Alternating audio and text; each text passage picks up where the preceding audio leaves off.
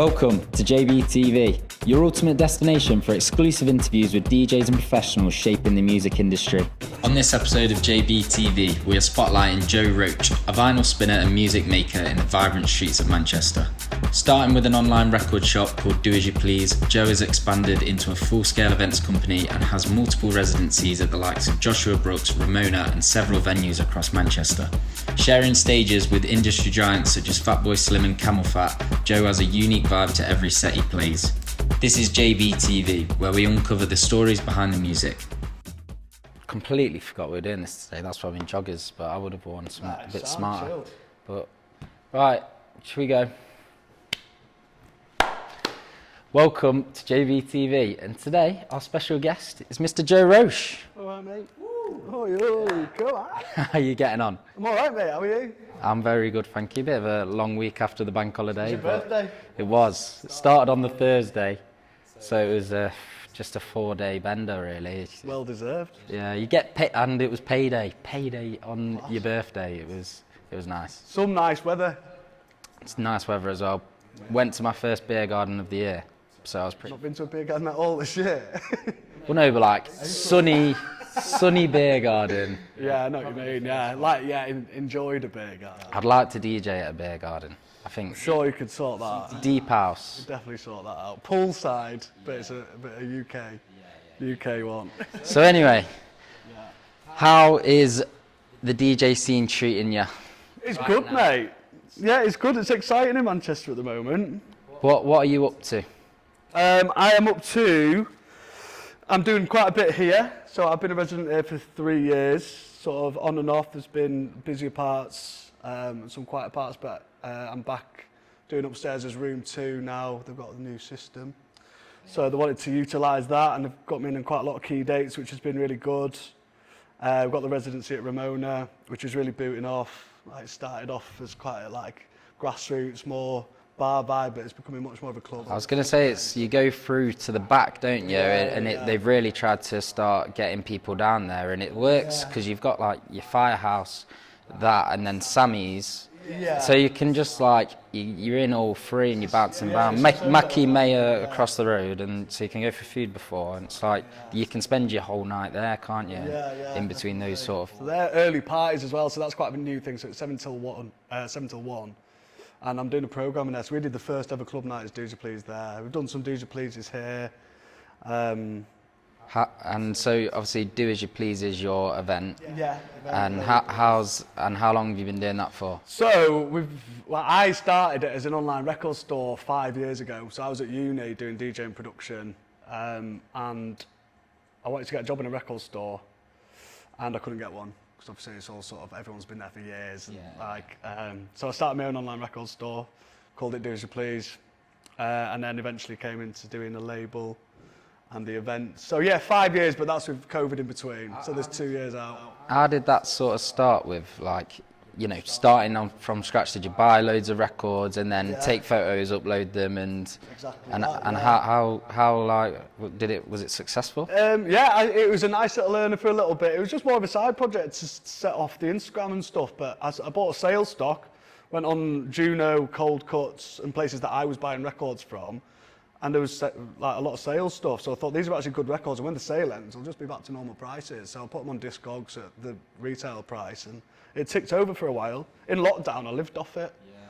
Yeah. Did you sell any records where you were like, I really don't want to sell this record? So eventually, I ended up signing up to distributors. So Lobster Distribution, which is finished now, but that was Lobster Theremin's offshoot distribution.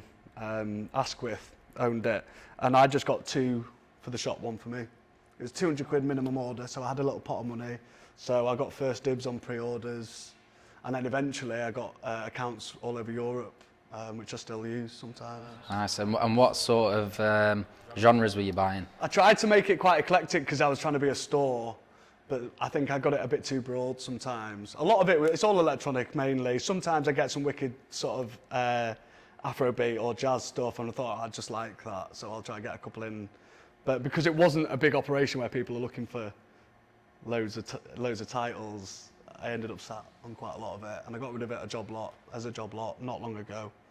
But I was still doing bits with friends, just buying stuff in and getting my own records and sorting my mates out with new releases and rare stuff that sells out basically. Yeah. So it's a really good way of getting rare, good music. And I was speaking to my granddad the other day, and he was like, I have had the best and biggest collection, but I just got rid of them all, and now they're worth like hundreds, and I would have made so much money, but he was just like, I just need to get rid of them because I got so Everybody says it. Every person in that generation is like, I had a mega record collection, but I got rid of it, put it in a skip. Yeah, literally, he was just like, I'll just give it you for a quid, and they just got rid of them. But so you've obviously moved on from the record store, and then where did you go from there? We got a residency at District in Leeds, so I've got quite a big community in Leeds. I'm from around that end, so in between lockdowns, we went through there and did a weeknight, and a lot of it was sit down, but it was kind of an introduction to doing events because I didn't want to pay venue hire, I didn't want to pay for headliners. I was like, this is too much of a risk for me where I'm at. And they were like, just come in, you can have the venue, we'll sort your beers out, we'll pay your travel from Manchester, just come and use the space.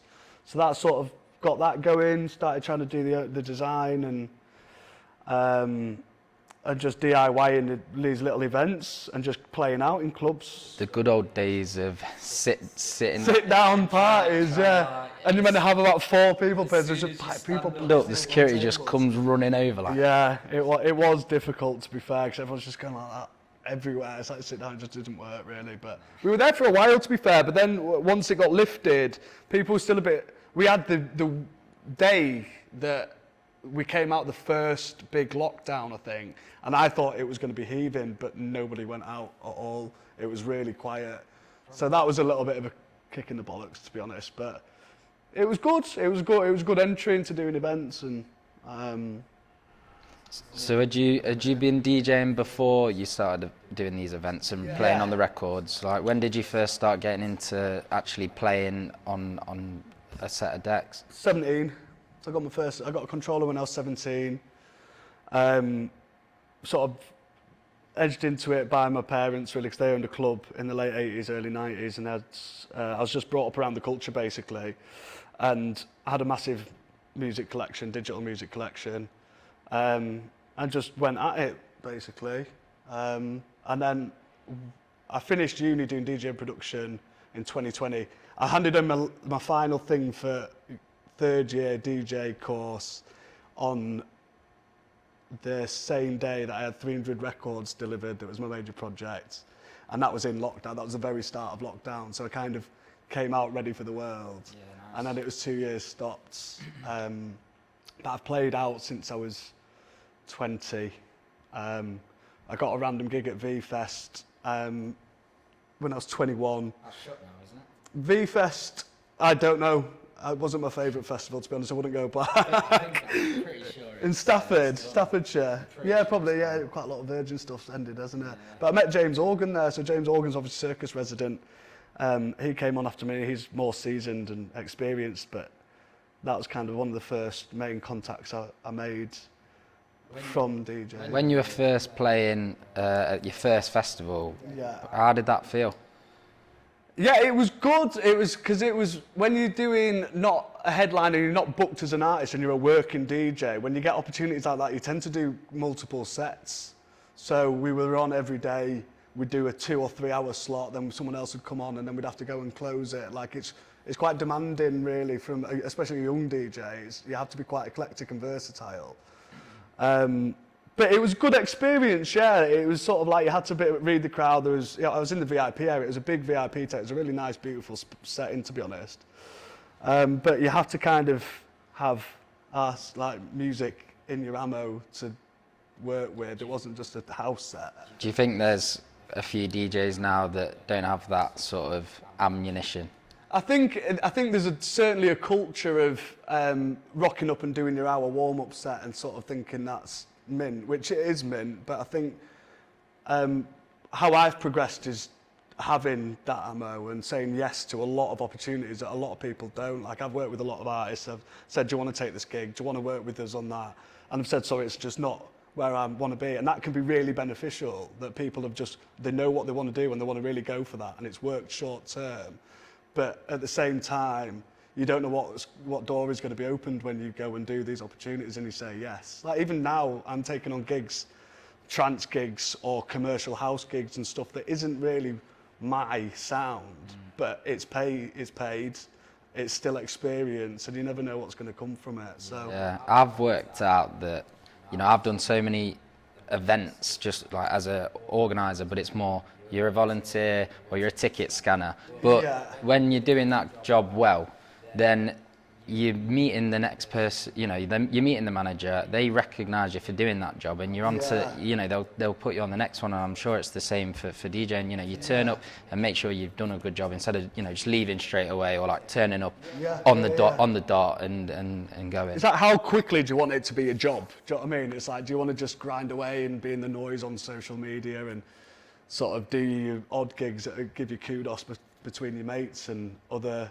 people, which when you're younger is a massive thing. Like, you want to make sure that you're on the right map and you're on the sort of the right brands, and sort of playing here, for example, that's a big thing for a lot of young DJs, and it is amazing. But how quickly and how seriously do you take it being a job? Do you know what I mean? It's like you have to go to the gym before you go to the Olympics. It's like if you just do one session a month, you're not going to get to the Olympics, are you? You have to be there all the time. So I've just seen it like that, yeah. Obviously, you're consistently DJ.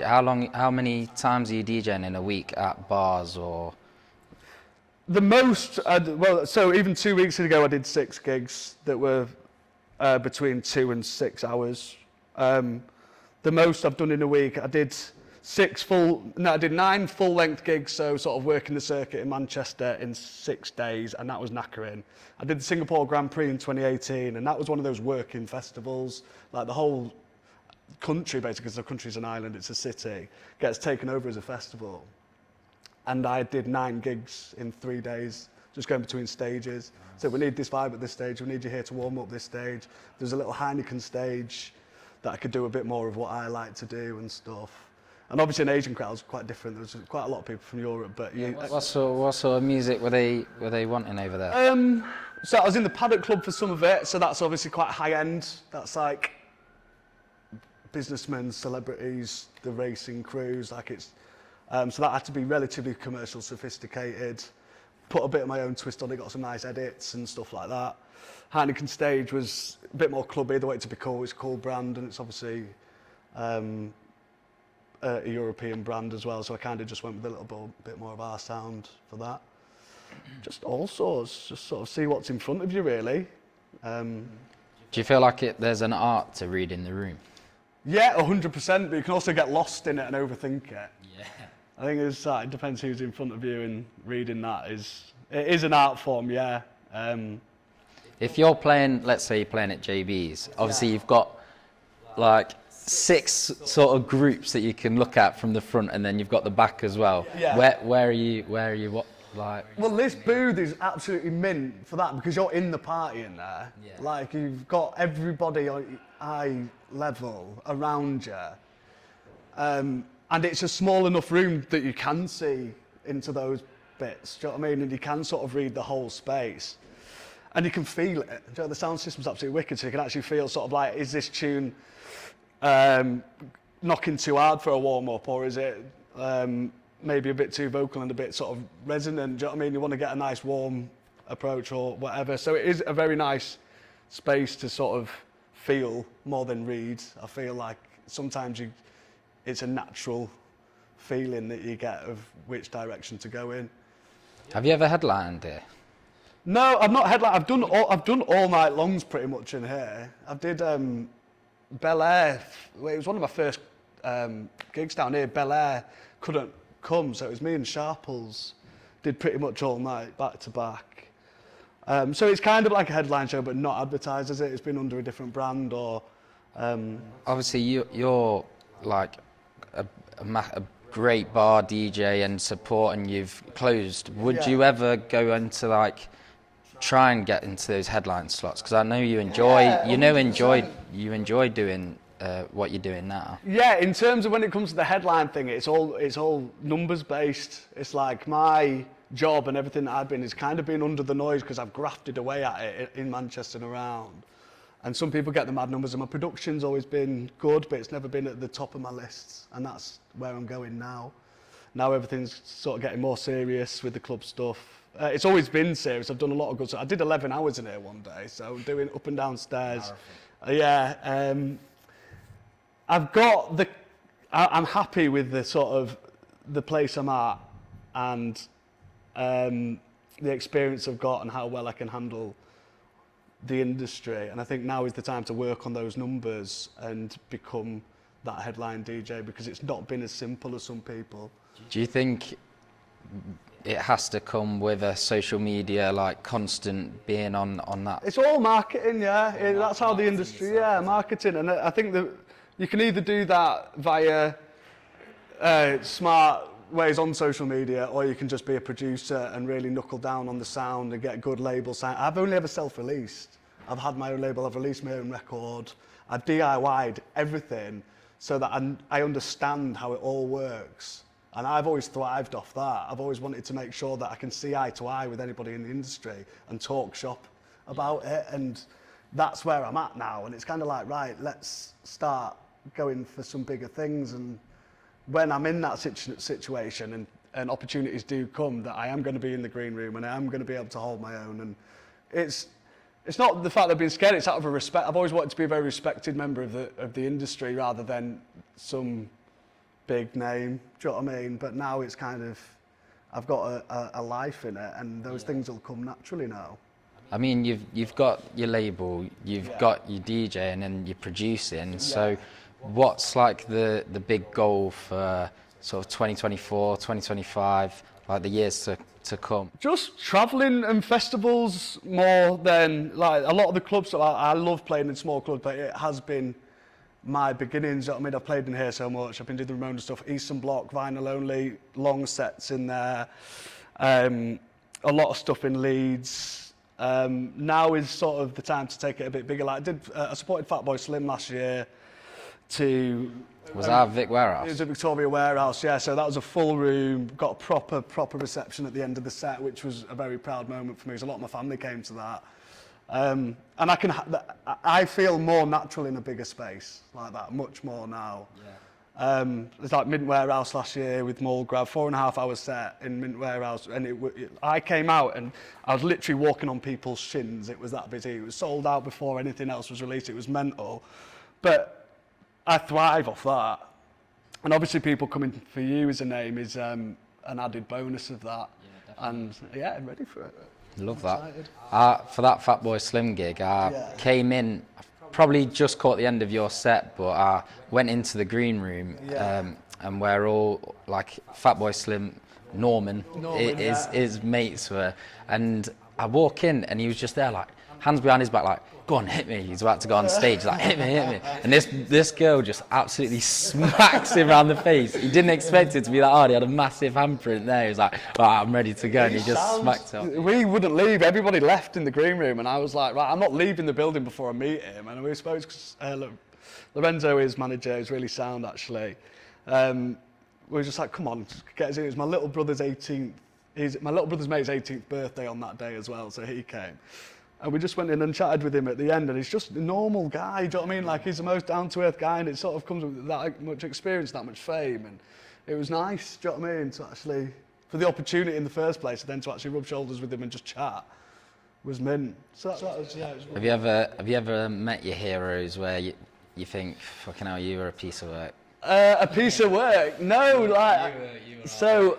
Jackmaster technically has always been one of my favourites, stylistically and technically, and I was playing in town in Firehouse, and a couple of my mates are good mates with him, and he was there on a day, and I was like, that's it now, like, the rest of this room is completely out the window. I'm playing to him there, and eventually I had him up on his bench, go, like, fucking come on, and I was like, that's a proud moment for me. He was just sat there, I chatted to him a little bit, and yeah, but I don't think I've ever met anyone that's actually really like, oh, didn't like that. I think sometimes it can be quite difficult to speak to in sort of, you can just be at the backstage of an event and just be a bit fucked and just go up to people and they're obviously going to be like, oh my God, who's this? Not this, not another one. Yeah. Love your tunes, mate. But yeah, no, I think most people, especially because you have to have a certain level of being sound as fuck to get to a place, don't you really? Unless you're just narcissistic, mental nutcase. But yeah, no horror stories, no, I think. Have you got any like what's your most memorable moment for like playing when you've played, maybe the biggest moment that you've played? Or for Waff it was like he was in Ibiza with his mates and Joe Johnson started playing whilst he just walked in and just released his Joe Johnson, his tune, he'd released it. And he walked out and he was with all his mates and someone was playing it. And like that was. I heard that story was I think it's Jamie Jones dropped his tune. It could have been. It could have been. Yeah, no, it could have been. It could have been. Yeah. There's been a lot of like, because obviously the small wins sometimes really get you. Like Darius played one of my tunes at Paradise Closing last year, which is obviously one of the biggest parties of the year. Last year, the after party was all over Instagram for days. So that was a big one. Getting asked, like one of my really early ones, I supported CamelPhat on their official tour when I was about 22, 23, and that was like, just getting the invite from actually grafting and working hard, opposed to just like having a little contact or whatever. There's been a lot of little wins. I think that Fatboy Slim one, when there's a video on my Instagram, when the lights come up and I just start clapping and the noise, it kind of hit me and I was like, I've done something here. Like, and also actually in the basement, it was Dimitri from Paris. And again, Dimitri from Paris vibe isn't really my sound, but I know how to play the basement. And I played the nice middle ground of like really funky, but it kind of hit a bit harder. And I did most of the night with I closed on my own. I warmed up with Sharples.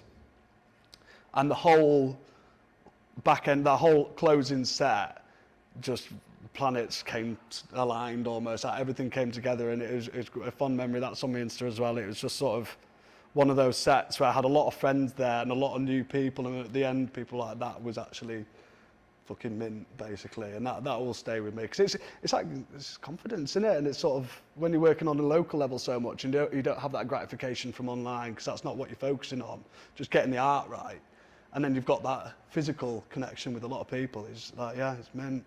Do you do many vinyl sets? Because we are going to try something new today. We're gonna see how we fare on vinyl records, and Joe here is gonna teach us. So this will be interesting. You might want to like turn it down at that point when that comes on. But yeah, have you played many vinyl sets? Yeah, so Eastern Bloc residency as Do As You Please we had for a long time, and that's vinyl only. You can't really play CD unless it's your own tune. They'll give you a little ex-DJ on request, but generally it's vinyl only.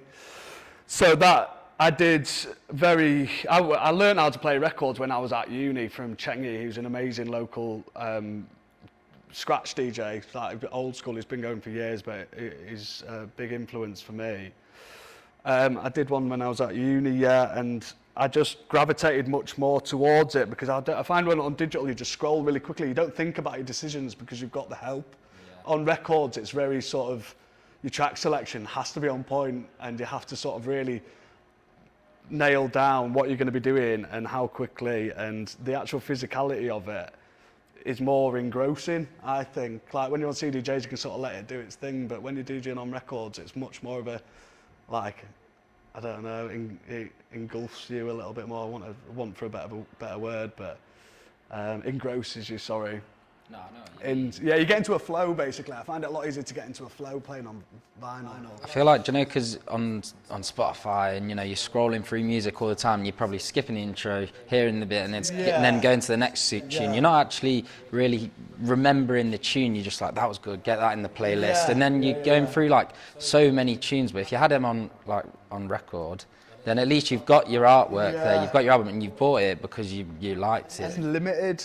Like when you've got so many different gigs, and like I said, I've sort of taken on a lot of different work, the amount of playlists and the amount of music that I've got is good, but it can also really hinder you when you're doing a club set that's 90 minutes or 2 hours, because you just jump between things, and you're like, I've got thousands and thousands and thousands of options here, and that can sort of really benefit you. Obviously, it's your prep. It comes down to your prep, but when you've got a bag of records, You've got a bag of records, you know what I mean? You've got to work with that, and you've got to make the best set out. I was going to say, but that's quite fun if you're picking from a shelf and you're like, right, I've got 2 hours and this is how I'm going to work it. And you're trying to work it out in your head, I'm sure. I sit in my studio. I did a video the other day. I was just laid on the floor stretching because I'd done so many gigs, but there's just records all over the studio, and I just sort of go between them. I put them on, and you actually relax. And when I'm doing on digital, you're just in it, just click, click, click, click, download hundreds of them, whatever.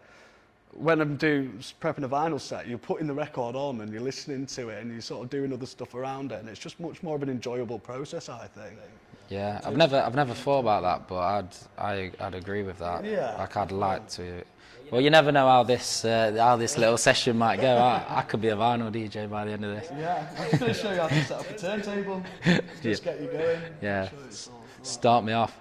And so, are you playing any festivals this year? Yeah, we've got Hide and Seek again. So we did Hide and Seek last year, Hide and Seek this year. I've got Fabric Room 1 in 2 weeks, so not a festival, but... Is that a day? Well, yeah, it's a day thing actually. It's for the discotheque. So Manchester brand Cat has asked me to go down, and I DJ a lot with Sharples, who is helping with Do As You Please, and a really good friend. So we're going to go do that, which is a really big one. I've got Marbella end of May. Yeah, there's a lot of good stuff coming up. Festivals, not too much though. I've got Hide and Seek, and that's it. Is that the next thing that you need to like conquer, really, like getting consistent festivals? Yeah, my thing is nail up. I've got 2 EPs right, so I've got an EP coming out on April 26th, which is a step in the right direction. I've not been doing too much to and fro, like this is a vibe, like I'm really happy with this. I've got another EP ready, which is a level up from that. And then with the space with that, I'm just going to keep going, and then I just need to get an agent now. It's been everything I've done has just been DIY, get to know the industry, build everything to the point at which I'm really happy with, and it's there. So now I can just start rolling that out, and then an agent. Agents are the ones that are just sending emails in the inboxes to everyone that they. Yeah, it's a contact thing, and if they believe in you and you fit within a roster, like you'll get somebody booking a headliner off their roster, and you say, "Do you want to just save the effort? This new artist is absolutely wicked," and the job's done there. If I'm dry, like I've done a lot of my self-management and self-promotion, and if you're going in dry, just like, "Do you want to book me?" I get emails like that a lot, and it's great to get those emails, but it's like, it's hard, do you know what I mean? It's like, there's only so many slots on a night. A night's what, 4 or 5 hours? It's like, you're really going to have a reason to put this person on. But if you're amongst the bigger roster and you can sort of slot into things. Have you seen how Fish 56 Octagon has just blown up the internet at the moment? No, what do you mean? Do you know the bold bloke that dances a bit like... What, the speed garage guy? Yeah, well, everything, trance, hard techno. Well, that's what, he's got a niche. It's like, what's his name? Carlos Willington. The Spanish guy who plays vinyl only. He's just going on world tours just because he buzzes off playing records. Well, I was going to say that he's now, like, from just being in his like room in his dressing gown while he's downstairs, he's just saying like, this tune's mint, plays it, has a little dance to it, and then now, I mean, he's got booked for Creamfields, he's got all night longs coming out his ears. I'm sure Warehouse will have him, and then it's. They did world headquarters in Newcastle as well, then it sold out. And it's like, I mean, it's like just a 40, 30, 40, 50-year-old man. Yeah, just to be nice. But you know, he's just doing what he wants to do. Played his records, and he's like just a nice. Well, he's just a quirky guy, isn't it? And the thing is, like with this industry, being in a rush and comparing yourself to other people just gets you down. Like, it gets you down, you make decisions, like, you get stressed. And blessed Madonna didn't get big until she was way into her 30s, early 40s, do you know what I mean? There's like Chapter and Verse as well, they were really late onto the scene, but they've been doing it. And it comes with, it's lucky that it's an industry and a culture that allows for that. And it's sort of like, it's mint that you get sort of Luke and Max Dean and the Bass Jams guys that are all young and like smashing it. And like, it is kind of for that generation stereotypically, but you know, when you go to parties, you get people of all ages from all over the shop, and there's no rush. Like, it'll happen at some point. You just got to keep grafting, haven't you? So yeah, just got to be patient, keep banging it out. I might start following, fucking doing that speed garage guy. To be fair, it would work. And you got, I'm sure you've got loads of records that you want to be like, this is a sick tune. But a lot of people do it. There is still a lot of noise for stuff like that. And the thing is, he's just a quirky guy and it just feels natural. Like, yeah, I've got a few things that I've worked over time. I just like doing the graphics and that, but we'll get there. Right, so, tune of the day. I want to hear it. Yeah. Talk to me. Half Cut is the artist, Player is the tune. So he's an Australian producer. He's still up and coming. He's not huge at the moment, but I think he's been on Gene on Earth's Nugnet course, and his tunes are absolutely wicked. And he's got a release on Homage New York City label, and it's just bangs. It's like an acid electro kind of just banger. I played it out quite a bit recently, and it mixes really well because it's not got too many vocals, so you can really mix acapellas and get quite creative with it, but it bangs on its own as well. I like that. It's good. And mine is Odin and Fatso's Solar Inertia. It was about 2017. And that's all I have to say on it. It's a great tune. Go listen to it. You can hear it here. Thank you. So yeah, I think that sums it up. Let's go and hop on this vinyl player and see what happens. But yeah, thank you very much. Nice one, mate. Enjoyed Much that. appreciated. Cheers, boys. Let's do this. See you soon.